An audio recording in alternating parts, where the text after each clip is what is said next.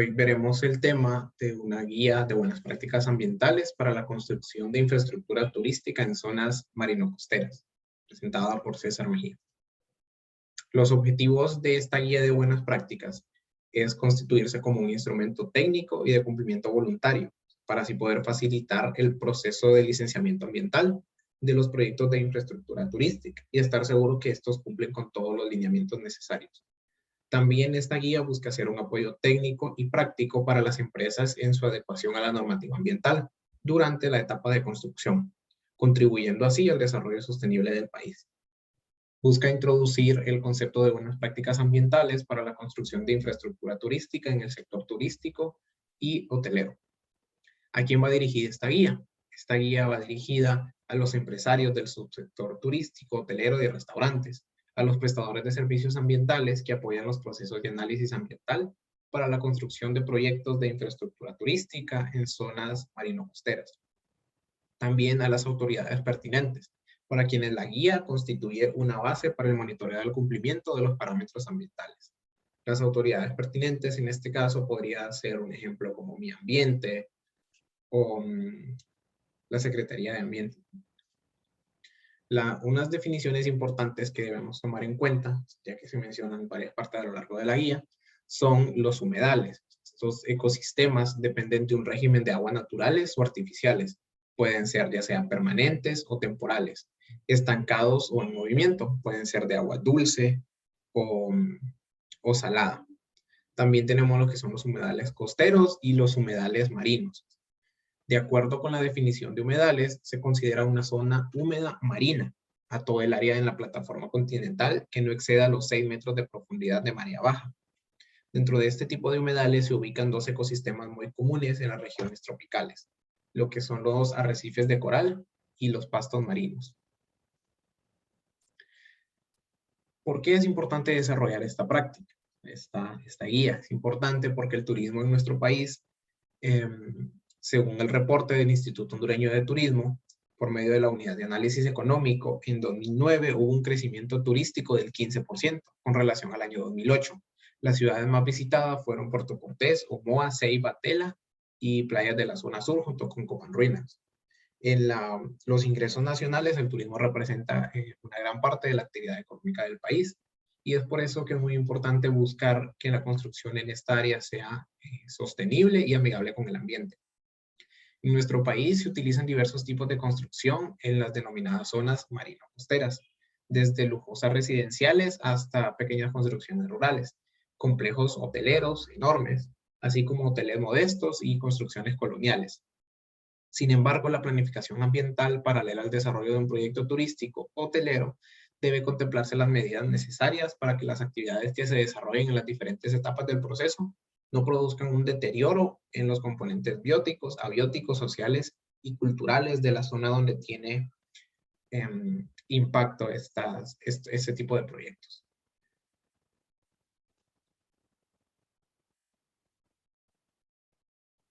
En las etapas preliminares tenemos lo que es la limpieza del terreno, el desmonte de la capa vegetal, el trazado y el marcado, la demolición de obras existentes, el replanteo, si se llegara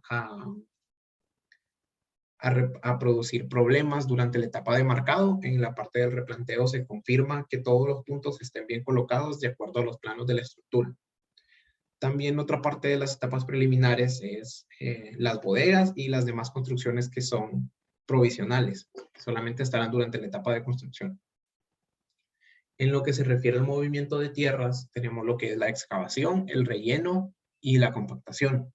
En estas dos áreas, el medio que se ve más afectado es el suelo. Puede causar problemas de erosión y debido al movimiento de tierras muchas veces se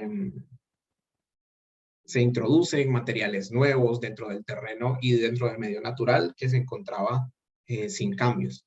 El banco de préstamos es una zona que queda definida desde el principio del proyecto y es donde se sacará material si en caso llegara a hacer falta para la etapa de construcción. Esta debe estar certificada y es regulada por las autoridades y ellos deben dar la aprobación de que se puede extraer material de esa área específica. En la etapa de cimentación y estructuras tenemos lo que es la nivelación, el armado y el culado de zapatas, las sobreelevaciones y la remisión de materiales de desperdicio.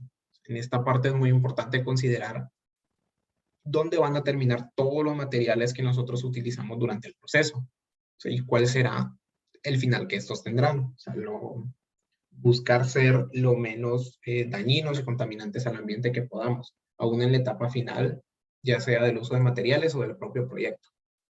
Aquí tenemos los diferentes impactos que puede tener cada etapa. En la factibilidad, en esta etapa es de planificación, o sea, es previo a la construcción. Aquí no ocurren impactos directos, pero dependiendo de la planificación que se realice, pueden ocurrir distintos impactos con diferentes grados de intensidad en las posteriores etapas del proyecto. O sea, es decir, en la planificación nosotros podemos ir viendo qué impactos se darán en cada fase del proyecto y buscar la manera de mitigarlos o de reducirlos. Un impacto positivo es que el cumplimiento de los planes de ordenamiento territorial, los planes de arbitrio y los planes de manejo de áreas protegidas. Esto es lo que nosotros debemos de buscar. Un impacto socioeconómico tiene un impacto positivo, ya que este genera empleos para la elaboración de estudios en la zona donde se empieza a construir. Impactos negativos que tenemos durante la construcción, por ejemplo, la erosión o la pérdida de las playas, ya que se utilizan para construir. La alteración de la dinámica de las costas por los diferentes materiales extraños que ingresan en el ecosistema, la contaminación de las propias playas, la pérdida o el fraccionamiento de ecosistemas, es decir, puede ser que estos resulten dañados durante la etapa de construcción, la contaminación de los cuerpos de agua, como cerrillos, lagunas, acuíferos, subterráneos también. Esto debido a todo el desperdicio que se genera y a todos los residuos sólidos, no solamente por el hecho de estar construyendo, sino porque nosotros los seres humanos generamos basura constantemente. La incursión salina de los cuerpos de agua subterráneos también, por si se realizan excavaciones, los cambios en el curso de agua, por si en alguna parte donde se está construyendo, ya sea el río o el mar, se introduce en esa área, hay que desviar el agua para poder construir ahí. Las emisiones de dióxido de carbono también por el uso de maquinaria, la erosión y la sedimentación del suelo, la reducción en la capacidad de filtración del suelo y la disminución del atractivo turístico. O sea, esta parte depende de cuál sea el objetivo de la construcción que estamos haciendo. Porque obviamente si es un complejo hotelero, no buscamos que se disminuya el atractivo turístico. Esto no es lo que se espera que suceda. Esto sería más para construcciones más residenciales, digamos. Los impactos positivos que tiene es si se realiza un uso racional de los recursos cumpliendo las leyes y normas técnicas ambientales. Entre los impactos negativos socioeconómicos es que se puede dar la disminución del recurso de agua para el uso comunitario, o sea, ya que, como sabemos, la construcción demanda una gran cantidad de agua en varias de sus etapas. Como impacto positivo tenemos que se generan empleos directos e indirectos en las diferentes zonas de construcción. Se tiene una mayor actividad comercial también y un desarrollo económico local de las zonas marino-costeras. Los impactos positivos por cada etapa del proyecto. En estos casos, entre los impactos positivos que se generan, se puede mencionar que el cumplimiento de los planes de ordenamiento y cuando estos se encuentran dentro de áreas protegidas y se cumplen con los planes de manejo. Este sería un beneficio ambiental. Y la generación de empleos, que sería un beneficio socioeconómico. Entrando ya en lo que son las buenas prácticas para la etapa de factibilidad, tenemos diferentes requerimientos. O sea, requerimientos de ubicación, que aquí se detallan todas las distancias que se debe mantener de los cuerpos de agua y de zonas protegidas. Los requerimientos de servicios, donde la guía nos menciona que debemos tener agua potable, sistemas de drenaje y sistemas sanitarios, electricidad. Los requerimientos también para el diseño de las instalaciones y la selección del equipo. Este equipo seleccionado debe de ser lo más eficiente y menos contaminante posible. Y por último, los requerimientos legales o ambientales, donde en la etapa de factibilidad tenemos diferentes permisos obligatorios, o sea, como ser la licencia ambiental, que está detallada en el artículo 5 de la Ley General del Ambiente, y esta se debe renovar cada 2 años. La construcción del permiso, el permiso de construcción de obra, que se encuentra en la ley de las municipalidades. Aquí la institución encargada es la municipalidad. El permiso comercial, o sea, en este permiso también lo otorga la municipalidad y está comprendido en el artículo 13, numeral 9 de la ley de municipalidades. Este lo debemos de renovar cada año. El permiso de construcción es una vez nada más. Un permiso ambiental, o sea, este contrata, es un contrato de aprovechamiento de aguas nacionales. También es la Serna la encargada de darlo, aunque actualmente la licencia ambiental se otorga por parte de Mi Ambiente. Este aplica para pozos o cursos de aguas superficiales no conectados al sistema de agua potable. Tenemos diferentes incentivos, como son incentivos tributarios, que comprendería la parte de exoneración de impuestos. Esto está comprendido en la Ley General del Ambiente, la Ley Forestal y la Ley de Áreas Protegidas y Vida Silvestre. De esta parte se encarga actualmente la SAR, que antes era llamada DEI. Esto se refiere a la importación de maquinaria y equipo de materiales y demás insumos requeridos para la conservación, reforestación y protección del bosque, y para la protección del ambiente también. O sea, es decir, toda la maquinaria que nosotros importemos no tendrá impuestos. Beneficios e incentivos comerciales, o sea, tendríamos también un certificado de inversión, está comprendido en el artículo 11 de la Ley de Inversiones, y la institución encargada es el SIC. Este es necesario para acceder a los beneficios establecidos en la Ley de Inversiones. Las buenas prácticas ambientales al momento de diseñar. O sea, esto se debe considerar la gestión del aire, gestión del agua, gestión del suelo, gestión de los recursos biológicos y paisajísticos, gestión de la energía y gestión de las sustancias peligrosas. Es decir, dónde irán a terminar todas las sustancias de desecho que nosotros utilicemos durante el proyecto. También se deben diseñar planes para el mantenimiento de equipo y las instalaciones, una gestión para la reutilización y el reciclaje, gestión de las amenazas y riesgos. Esto se refiere más que todo a accidentes laborales, gestión de recursos culturales y gestión de residuos sólidos, así como la gestión de residuos líquidos. O sea, toda esta parte es el momento de diseñar. También tenemos una clasificación de los impactos durante la construcción.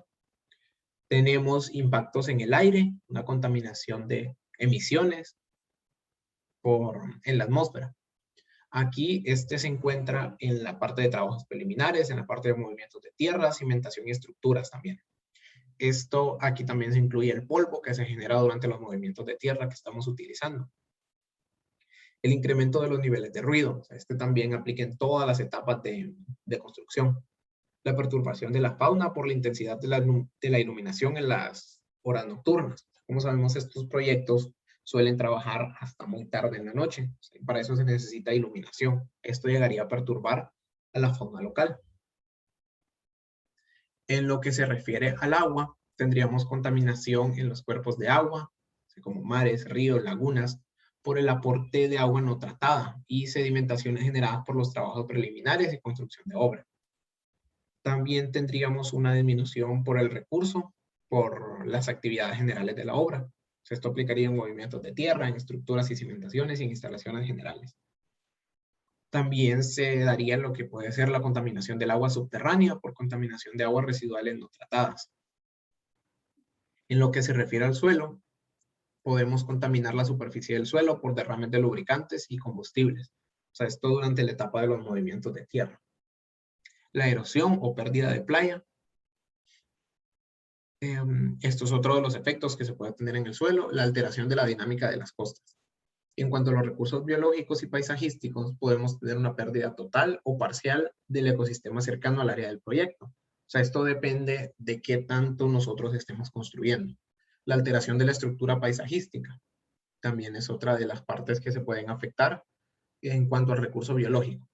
Recursos naturales, se puede tener unos daños o pérdidas al patrimonio cultural si se está construyendo en una zona que es protegida o que hay algún tipo de área de importancia cultural, o sea, como ser iglesias, centros culturales o edificios muy antiguos, se pueden dañar durante la etapa de construcción por descuidos o por accidentes. En cuanto a las buenas prácticas durante la construcción, tenemos diferentes medidas de mitigación, como por ejemplo que durante el transporte de material en camiones, la carga esté cubierta completamente con una carpa debidamente instalada y no se debe exceder la capacidad de carga. Esto para que no se suelten partículas al ambiente y en la propia carretera. y no debemos exceder la capacidad de carga para que el camión no vaya sobrecargado y esté realizando mal la propia combustión para poder entregar esa fuerza que necesita más. Esto nos llevaría a contaminar más también. Otra medida de mitigación es que se deben realizar recorridos por las zonas de tránsito de los camiones que conducen el material para asegurarse de que no se producen pérdidas de material durante el transporte. Con el fin de evitar que se levanten nubes de polvo desde las zonas de trabajo durante los periodos de época seca o en las ausencias de lluvia, se debe humedecer con agua la superficie de trabajo y de rodamiento de las máquinas y del equipo en la etapa de construcción de obras y se regulará la velocidad del tránsito. Cabe mencionar que en las regiones donde se presenta escasez de agua no se debe realizar esta práctica y se deben implementar otros mecanismos. El riego debe realizarse de tal manera que no se generen corrientes que puedan aportar sedimentos a ríos, mares o manglares. Las medidas de corrección, podemos ver que ante la presencia de fuertes vientos se deberá recurrir al material y asegurarse con una soga, o sea, de tal manera que no se produzcan pérdidas de material durante el transporte. Si ocurren desbordamientos o pérdidas de tierra o de otro material durante su movilización, se deben realizar los medios de transporte, así como las lonas y toldos. Si estos presentan daños, deberán ser sustituidos. Además, deberán mantenerse las rutas establecidas. En el caso de observarse emisiones anormales en cierta maquinaria o equipo, se debe corregir la falla y rediseñar el plan de mantenimiento o sustituir la maquinaria para continuar con las actividades. Cuando se produzcan ruidos o vibraciones que generen quejas por parte de las personas que residen en las cercanías al proyecto, se establecerá un mecanismo de diálogo y búsqueda de soluciones apropiadas, que generen la menor perturbación posible, siguiendo un principio de buen vecino.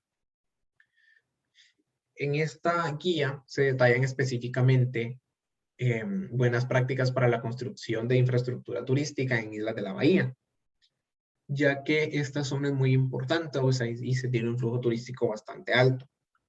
En cualquier caso, la dotación de infraestructura mínima debe ser la siguiente: o sea, una red de captación de aguas lluvias, una red de distribución de agua potable, una red separativa del alcantarillado, debiendo las aguas residuales verter a un sistema de tratamiento de aguas residuales de emisor submarino que cumpla con la norma técnica nacional.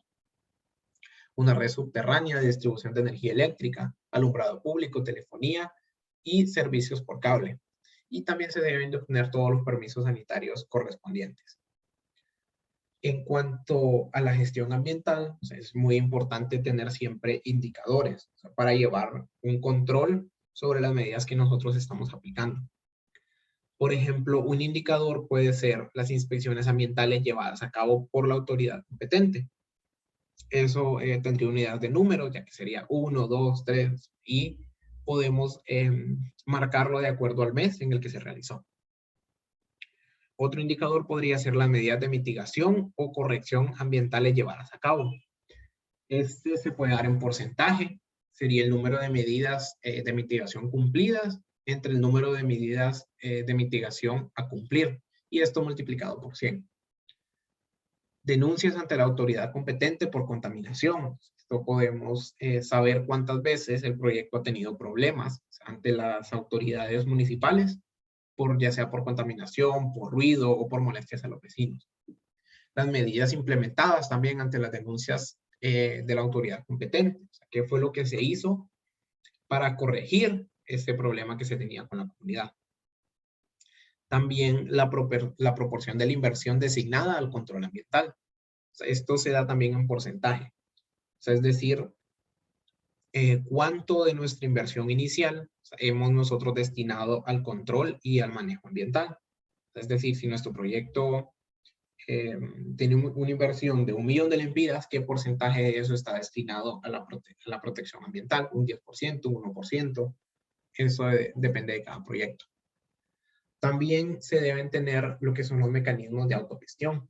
Se debe presentar una ficha donde se lleve el seguimiento y monitoreo de las medidas de mitigación, prevención o corrección que se estén ejecutando o se van a ejecutar en el proyecto. Así como por el monitoreo también de los siguientes aspectos: cuál es el consumo de agua que tiene el proyecto, cuál es el consumo de energía que ha tenido hasta el momento, el monitoreo del mantenimiento de los equipos y las instalaciones también para verificar que estos se encuentren en buen estado, el monitoreo de la generación de residuos sólidos y el monitoreo de la generación de residuos líquidos. Con esto concluiríamos lo que es la guía de buenas prácticas ambientales para la parte de infraestructura turística.